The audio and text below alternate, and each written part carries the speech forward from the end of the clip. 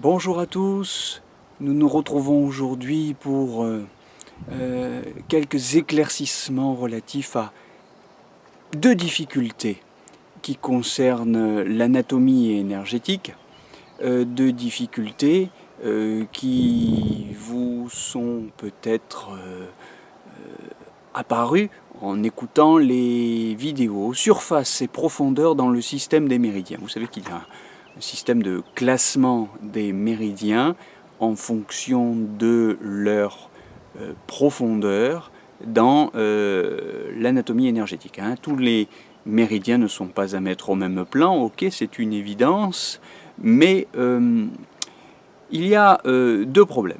Je vais essayer de vous en rendre raison rapidement dans cette petite vidéo. Le premier problème, c'est le problème du classement des méridiens principaux parmi les méridiens qui appartiennent à la région intermédiaire.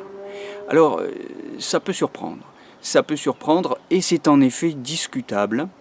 Les méridiens principaux ont un trajet superficiel, celui qui comporte les points d'acupuncture, et un trajet profond. Eh bien, d'une certaine manière, on peut classer les méridiens principaux dans les méridiens qui appartiennent à la surface.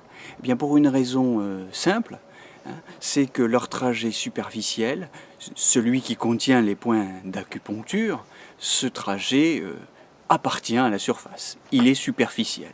Mais vous savez que les méridiens principaux ont aussi un trajet interne qui rejoint l'organe auquel ils appartiennent. Donc, c'est dans cette mesure que le trajet interne des méridiens permet aussi de classer les méridiens principaux dans la région intermédiaire. Voilà, donc là, il y a une ambiguïté, et en fonction, je dirais donc, du fait que vous considérez le trajet superficiel ou le trajet interne du méridien principal, vous pouvez effectivement le classer dans la catégorie des méridiens qui appartiennent à la surface ou dans la catégorie des méridiens qui appartiennent à la région intermédiaire. Alors il y a une raison forte de ne pas classer les méridiens principaux parmi les méridiens qui se trouvent dans la surface, parmi les méridiens qui appartiennent à la catégorie des méridiens de la surface. Eh bien, cette raison forte, historiquement, ce n'est rien moins que le Huangdi Neijing, c'est-à-dire le livre fondateur de la médecine chinoise, et vous trouverez au chapitre 56 du Su Wen l'idée que lorsque les xie-qi, les énergies perverses, pénètrent dans le corps, eh bien, elles rencontrent d'abord les pibous, elles affectent ensuite, il y a un ordre, les méridiens tendinomusculaires, puis elles affectent les luos, en pénétrant plus profondément, elles affectent enfin les jinzheng, et ce n'est qu'après avoir traversé les jinzheng, c'est-à-dire les méridiens principaux, qu'elles affectent finalement les organes. Alors vous voyez que dans cet ordre de pénétration progressive, dans cet ordre des couches que les énergies perverses doivent traverser avant d'atteindre la profondeur, eh bien, les méridiens principaux se trouvent, selon la description même du Su Wen, des questions simples, au chapitre 56 encore une fois, les méridiens principaux se trouvent juste en avant-dernière position. Donc on ne peut pas dire qu'ils se trouvent à la surface et que ce soit la première couche énergétique que rencontrent les énergies perverses lorsqu'elles pénètrent dans le corps, lorsqu'elles nous affectent. Voilà, j'espère que cet argumentaire ne vous jette pas dans un trouble démesuré. Ce sont des questions, si vous voulez, assez pointues, d'histoire et de références bibliographiques, mais ce n'est pas inintéressant pour un étudiant qui veut approfondir. Le deuxième point que je voulais évoquer aujourd'hui avec vous, c'est celui des merveilleux vaisseaux, les méridiens curieux. Appartiennent-ils, c'est ma deuxième question pour cette vidéo, appartiennent-ils à la surface ou appartiennent-ils à la profondeur?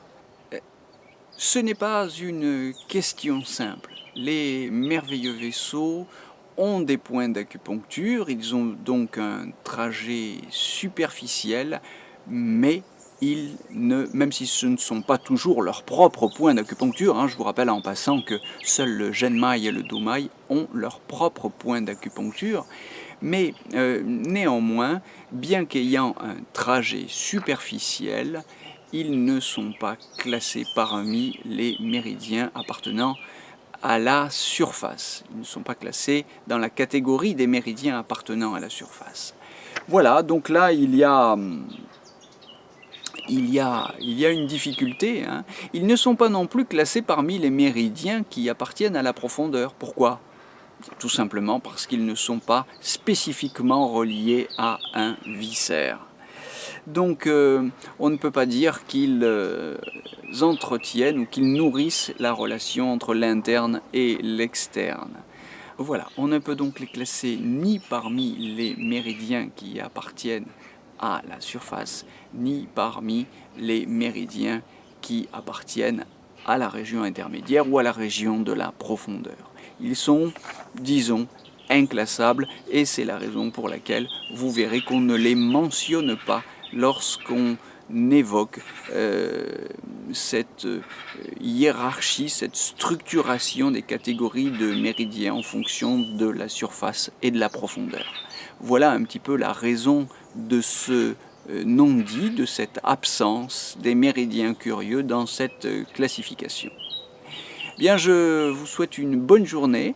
J'espère que ces points de détail vous aident à réfléchir, à donner du sens à votre compréhension de la médecine chinoise. En tout cas, moi ça m'aide beaucoup. Et je vous souhaite donc une belle journée encore une fois et je vous donne rendez-vous pour de nouvelles vidéos avec les formations énergie. N'oubliez pas de vous inscrire, on se retrouve très bientôt.